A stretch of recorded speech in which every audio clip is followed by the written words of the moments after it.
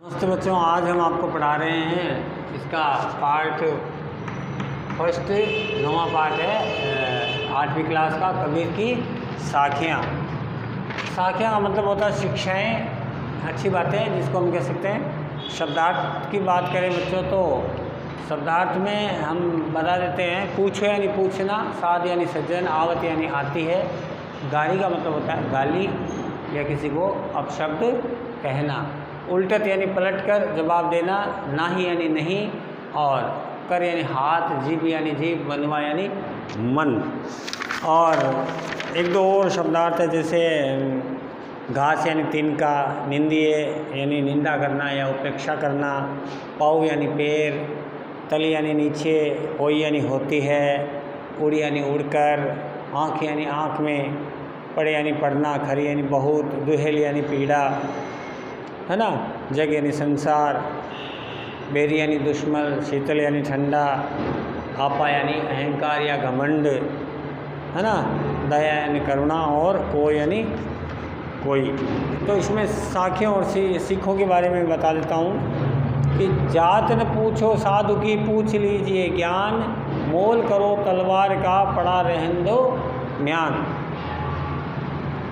इसमें कबीरदास जी विद्वान या साधु व्यक्ति की जाति से अधिक उसके गुणों को महत्व दिया गया। कबीरदास जी कहते हैं कि हमें साधु सज्जनों और साधु जो लोग होते हैं, सज्जन लोग होते हैं, उनकी हमें जाति को नहीं पूछना चाहिए। उनसे तो हमें क्या ले लेना चाहिए? ज्ञान ही ले लेना चाहिए, क्योंकि जाति पूछने से कोई मतलब नहीं। जैसे हम तलवार खरीदते हैं तो म्यान का मोल भाव नहीं करते हैं, हम तलवार का मोल भाव करते हैं। म्यान की कोई आवश्यकता उस समय नहीं रहती है जब हम उसको खरीदते हैं। म्यान की तो आवश्यकता जब रहती है, और तलवार के साथ म्यान एक तरह से फिर ही आती है। तो हमें ज्ञान को अपनाना है। हम ऐसा नहीं देखें कि ये जो बाबा जी है या सज्जन आदमी है, ये कितना गोरा है या काला है, या कौन से कपड़े पहना हुआ है, गरीब है या अमीर है, या किस जाति का है। हमें सिर्फ अपने ज्ञान से मतलब रखना चाहिए। जो इस बात को अंगीकार कर लेता है बच्चों, वो जीवन में कभी भी दुख नहीं पाता है। आप किसी के कपड़ों को देख करके उसकी गुणवत्ता की पहचान करोगे, किसी की कार या कार में बैठा है तो उसके ज्ञान को ज़्यादा सुनोगे, साइकिल वाले के ज्ञान को नहीं सुनोगे। तो हमेशा कबीरदास जी कहते हैं हमें तलवार का मोल करना चाहिए, न कि ज्ञान का। आवतगारी एक है, उल्टत हो अनेक, कह कबीर नहीं उलटिए, वही एक की एक। कबीरदास जी कहते हैं जब भी कोई आपको अपशब्द कहे तो हमें वापस उनको अपशब्द नहीं कहना चाहिए, क्योंकि अपशब्द क्या होता है? मल्टीप्लाई होता है। मैंने किसी को एक गाली दी तो वो मुझे 2 देगा, फिर मैं उसको 4 दूंगा, फिर वो मुझसे 6 देगा। इस प्रकार लड़ाई बढ़ जाएगी और गालियाँ ख़त्म ही नहीं होगी। कहने का मतलब समझ गए ना? वो फिर लड़ाई बढ़ाने का काम करती है। आपको कोई अपशब्द कहे तो आप चुपचाप रहो, वो अपने ज्ञान के अनुसार बोलता है, आप अपने ज्ञान के अनुसार बोलो।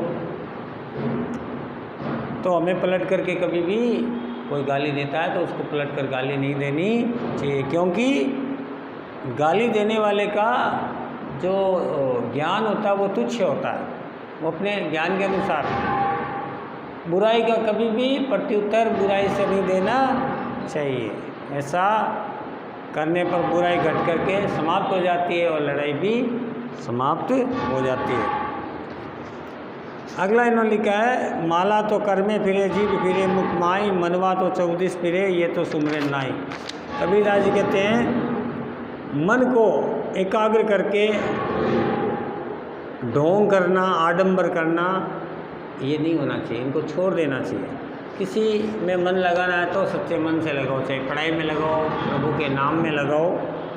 कबीरदास जी कहते हैं ढोंगी व्यक्ति केवल प्रभु भक्ति का दिखावा मात्र करते हैं, उसके साथ माला घूमती रहती है। कई लोग हाथ में माला लेते हैं। माला तो कर में फिरे, माला तो हाथ में फिरती है और जीभ मुंह में घूमती है, और मन है वो चारों दिशाओं में डोलता रहता है। यानी ये राम का नाम लेना, ये जपना नहीं है, भगवान का नाम दिखावा करके लेने से कोई फ़ायदा नहीं है। कबीर घास न निंदिए जो पाऊ तले होए, उड़ी पड़े जब आँख में खरी दुहेली होए। कबीरदास जी कहते हैं सामान्य वस्तु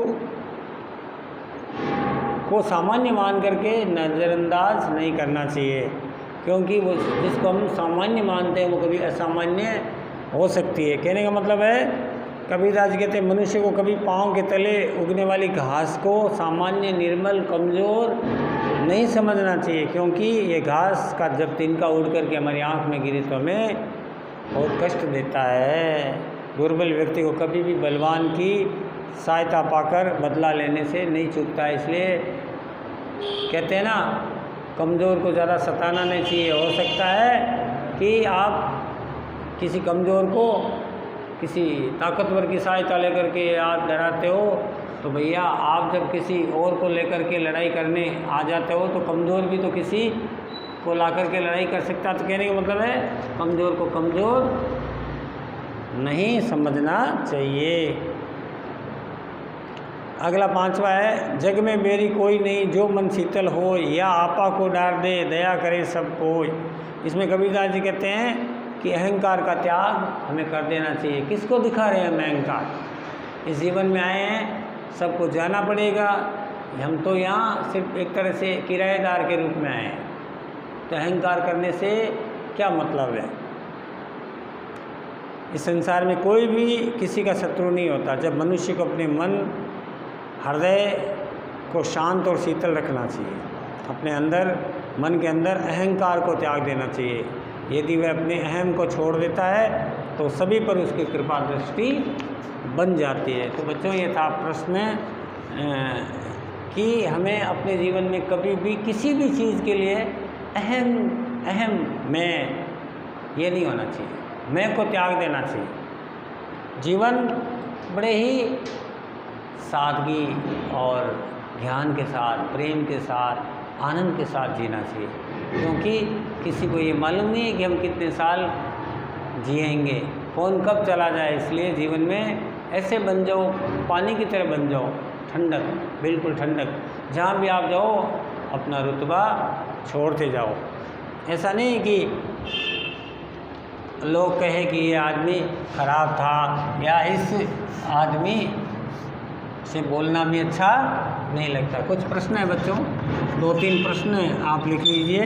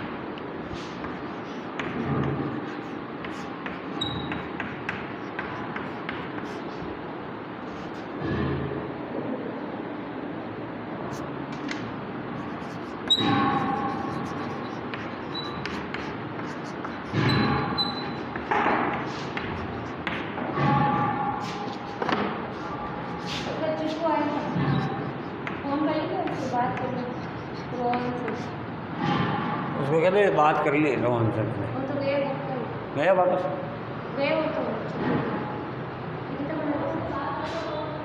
हाँ यार, रोमन ला के बनाए है।